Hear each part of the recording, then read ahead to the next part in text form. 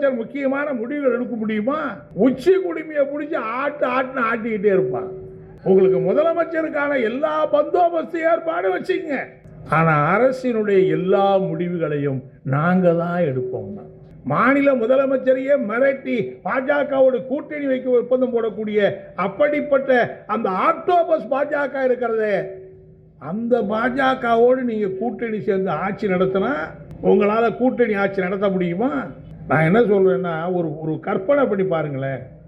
ஒருவேளை நாளைக்கு நடக்கிற தேர்தலில் இந்த அதிமுக பாஜக அணி ஜெயிச்சு எடப்பாடி முதலமைச்சராகவே வந்துட்டார்னு வச்சுக்குவோம், கூட பாமக கூட்டணி மந்திரி சபையில் இருக்குன்னு வச்சுக்குவோம். உங்க நிர்வாகம் எப்படி நடக்கும்? பக்கத்தில் இருக்கிற பாண்டிச்சேரியை போய் பாருங்க. அப்ப என் ரங்கசாமி அந்த மாநிலத்துடைய முதலமைச்சர், அங்க இருக்கிற பாஜக அந்த கூட்டணி அமைச்சர். 5 வருஷம் ரங்கசாமி முதலமைச்சராக இருந்தாருங்க. 5 வருஷம் அந்த முதலமைச்சரால முதலமைச்சர் அலுவலகம் இருக்கிற ஒரு டேபிள் சேரை கூட மாற்றி அந்த பக்கத்தில் போட்டு அந்த பக்கம் இந்த பக்கம் போட முடியாது. அவரே பகிரங்கமா சொன்னார். என்ன சொன்னாரு?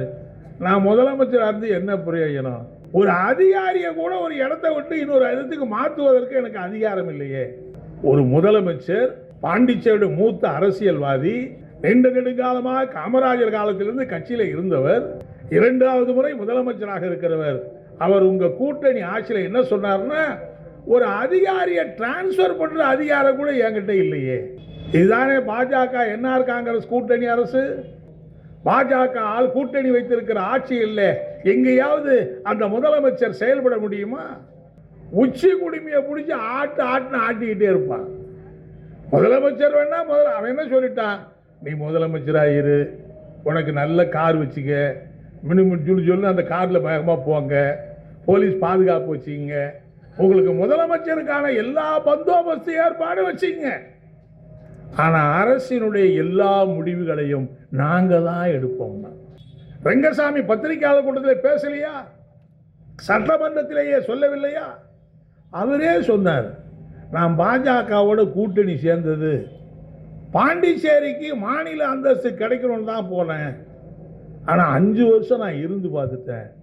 இதை பத்தி ஒரு சின்ன உறுதி கூட என்னால் பெற முடியல. அதனால பாஜக கூட்டணியில் நான் போகவே மாட்டேன். அந்த வாட்டி எனக்கும் பாஜக ஒத்து வராதுன்னாரு. தேர்தலில் வேற வழி ஏதாவது பார்ப்போன்னு தான் சொன்னாரு. ஆனா மத்தியிலே வந்து அமைச்சர் கூப்பிட்டு என்ன மிரட்டினானோ தெரியல. முதல் நாள் பாஜக வானான்னு சொன்னவர் மறுநாள் காலையில பாஜகவோட ஒப்பந்தம் போட்டு தேர்தலில் நிற்கிறார். மாநில முதலமைச்சரையே மிரட்டி பாஜகவோட கூட்டணி வைக்க ஒப்பந்தம் போடக்கூடிய அப்படிப்பட்ட அந்த ஆக்டோபஸ் பாஜக இருக்கிறதே, அந்த பாஜகவோடு நீங்க கூட்டணி சேர்ந்து ஆட்சி நடத்தினா உங்களால கூட்டணி ஆட்சி நடத்த முடியுமா?